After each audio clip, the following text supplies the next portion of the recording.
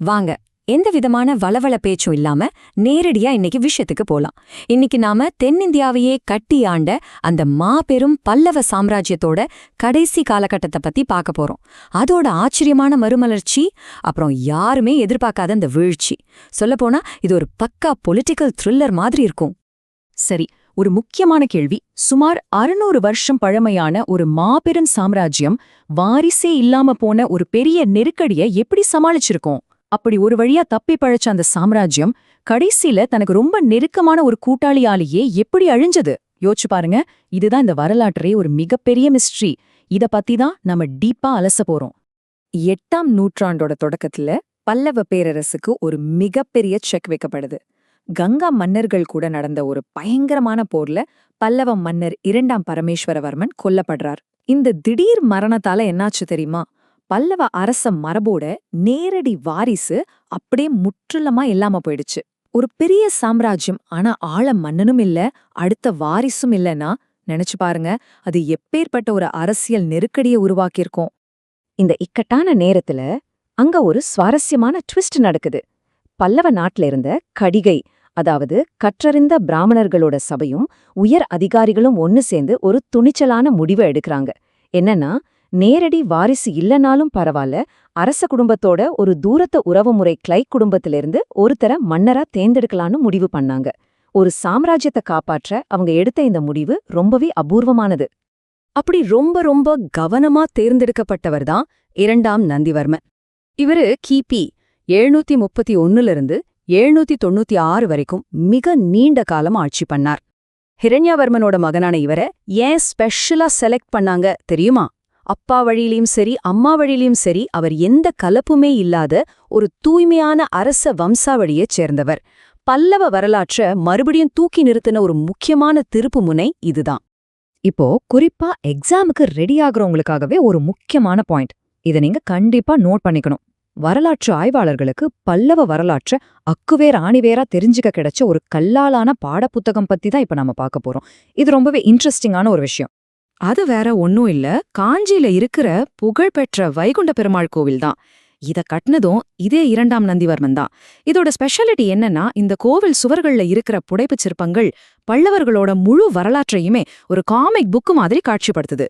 குறிப்பா வாரிசில்லாத அந்த நெருக்கடியான நேரத்துல நந்திவர்மனை எப்படி மன்னரா தேர்ந்தெடுத்தாங்க, அதுக்கு யாரெல்லாம் எதிர்ப்பு தெரிவிச்சாங்க அப்படிங்கறதெல்லாம் இந்த சிற்பங்கள்ல நாம அப்படியே லைவா பார்க்கலாம். இது வரலாற்றுக்கே கிடைச்ச ஒரு பக்கா விஷுவல் டெக்ஸ்ட் புக்னே சொல்லலாம். சரி, அரியணையில உட்கார்ந்தாச்சு. பிரச்சனை முடிஞ்சுதா? அங்கதான் இல்ல. அரியணைய கைப்பற்றதை விட அதை தக்க வச்சுக்கிறது தான் ரொம்ப கஷ்டம். 2ஆம் நந்திவர்மனோட நீண்ட ஆட்சி காலம் முழுக்க கடுமையான போர்கள் நடந்துகிட்டே இருந்துச்சு. ஒரு பக்கம் சாளுக்கிய மன்னன் 2ஆம் விக்ரமாதித்யன் காஞ்சிய தாக்குறான். இன்னொரு பக்கம் தெற்கே பாண்டியர்கள் சித்ரமாயன் அப்படிங்கிற ஒருத்தனுக்கு அரியணையில உரிமை இருக்குன்னு சப்போர்ட் பண்றாங்க. இது பத்தாதுன்னு தந்திதுர்க்கன் தலைமையில ராஷ்டிரகூடர்கள் வேற புதுசா ஒரு அச்சுறுத்தலை கொடுக்கறாங்க. சிம்பிளா சொல்லணும்னா, சாம்ராஜ்யத்தை சுத்தி நாலா பக்கமும் எதிரிகள் தான்.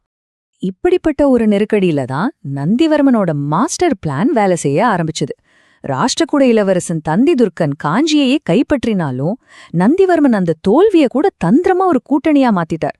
ஒரு சின்ன பல பரீட்சைக்கு அப்புறம் தந்திதுர்க்கனோட மகளான ரேவாவை அவர் சமாதான ஒப்பந்தமா கல்யாணம் பண்ணிக்கிட்டார். இந்த ஒரு அருமையான பொலிட்டிக்கல் மேரேஜ் மூலமா தன்னோட சாம்ராஜ்யத்தோட எல்லைகளை அவர் ரொம்பவே சேஃபா பாதுகாத்துக்கிட்டார். என்ன ஒரு ராஜதந்திரம் பாத்தீங்களா? ஓகே, அப்படியே வரலாற்ற ஒரு 100 வருஷம் ஃபாஸ்ட் ஃபார்வர்ட் பண்ணுவோம். நாம இப்போ கிபி 880 முதல் 897 வரையிலான காலகட்டத்துக்கு வந்துட்டோம். இதுதான் பல்லவ சாம்ராஜ்யத்தோட கிளைமேக்ஸ். இந்த நேரத்துல தான் பல்லவ பேரரசோட கடைசி மன்னரான அபராஜித பல்லவன் சீனுக்கு வரார். அபராஜித பல்லவனும் தன்னோட முன்னோர்கள் மாதிரியே அதிகார போட்டியில சாம்ராஜ்யத்தை காப்பாற்ற ரொம்பவே போராடினர். ஆனா 9ஆம் நூற்றாண்டோட முடிவுல தென்னிந்தியாவோட அரசியல் களம் ரொம்ப வேகமா மாறிக்கிட்டு இருந்துச்சு. அந்த அதிகார மாற்றம் அபராஜிதனை ஒரு பெரிய வலையில மாட்டிவிட போகுது. அதோட ஆரம்பம்தான் கிபி 885ல நடந்த திருப்புரம்பியம் போர். இந்த போரோட கூட்டணிகளை பார்த்தாலே உங்களுக்கு தலை சுத்தும். ஒரு பக்கம் நம்ம பல்லவ மன்னர் அபராஜிதன், கூடவே அப்பதான் கொஞ்சம் கொஞ்சமா வளர்ந்துட்டு வர்ற சோழ இளவரசன் 1ஆம் ஆதித்த சோழன், அப்புறம் கங்க மன்னர் 1ஆம் பிருத்விபதி. இது ஒரு மெகா கூட்டணி. இவங்களை எதிர்த்து ஆப்போசிட்ல நின்னது பாண்டிய மன்னன் 2ஆம் வரகுணவர்மன். ஒரு பிரம்மாண்டமான வரலாற்று யுத்தத்துக்கு களம் முழுசா செட் ஆயிடுச்சு. இந்த போர்ல பல்லவ கூட்டணி பாண்டியர்களை படுமோசமா தோற்கடிச்சாங்க. பாண்டியர்களுக்கு இது ஒரு மிகப்பெரிய அடி.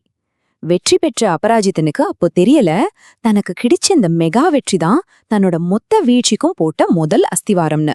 ஆமாங்க, போர்க்களத்துல அவர் கூட தோளோடு தோள் மின்ன ஒரு கூட்டாளியே சீக்கிரத்துல அவருக்கு யமனா மாறப்போறான். இது எப்படி எவ்ளோ வேகமா நடந்துச்சுன்னு இப்போ பார்க்கலாம். 885ல திருப்புரம்பியம் போர்ல ஒன்னா நின்னு ஜெயிச்சாங்களா? ஆனா சரியா 12 வருஷம் கழிச்சு 897ல முதலாம் ஆதித்த சோழன் தன்னோட சுயரூபத்தை காட்டினான். தன்னோட கூட்டாளியான அபராஜிதன் மேலேயே திடீர்னு படையெடுத்தான். காஞ்சியை தாக்கி போர்க்களத்திலேயே அபராஜிதனை கொன்னுட்டான். அவ்ளோதான், பல 100 வருஷமா கொடிகட்டி பறந்த பல்லவ சாம்ராஜ்யம் ஒரு பெரிய இரத்தக்கழறியோட முடிவுக்கு வந்துருச்சு. இந்த போருக்கு பிறகு சோழர்களோட அசுர வளர்ச்சி அதிகாரப்பூர்வமா ஆரம்பமாயிடுச்சு. ஆதித்த சோழன் தொண்டை மண்டலம் முழுவதையும் அப்படியே தன்னோட கண்ட்ரோல்ல கொண்டு வந்துட்டான். பல்லவர்களை ரொம்ப திறமையா யூஸ் பண்ணி பாண்டியர்களை அழிச்ச சோழர்கள் அடுத்த சில வருஷத்திலேயே அந்த பல்லவ சாம்ராஜ்யத்தையே முழுசா முழுங்கிட்டாங்க. சுமார் 600 வருஷம் தென்னிந்தியாவை ஆண்ட ஒரு மாபெரும் சாம்ராஜ்யம் அப்படியே காணாம போய் அதிகாரம் மொத்தமா சோழர்கள் கைக்கு நிரந்தரமா மாறிடுச்சு. கடைசியா ஒரு விஷயத்தை யோசிச்சு பாருங்க. வாரிசு இல்ல அப்படிங்கிற ஒரு மிகப்பெரிய நெருக்கடிய கூட தன்னோட ராஜதந்திரத்தால சமாளிச்சு உயிர் பிழைச்ச ஒரு மகாபெரும் சாம்ராஜ்யம் கடைசியில தனக்கு ரொம்பவே நெருக்கமான ஒரு கூட்டாளியோட பேராசையிலிருந்து தன்னை தற்காத்துக்க முடியல. அப்படின்னா இந்த அதிகார போட்டியில எந்த ஒரு பேரரசாது உண்மையிலேயே பாதுகாப்பா இருக்க முடியுமா என்ன? கொஞ்சம் யோசிச்சு பாருங்க. நாம இன்னொரு சுவாரஸ்யமான வரலாற்று தொகுப்புல மறுபடியும் சந்திப்போம்.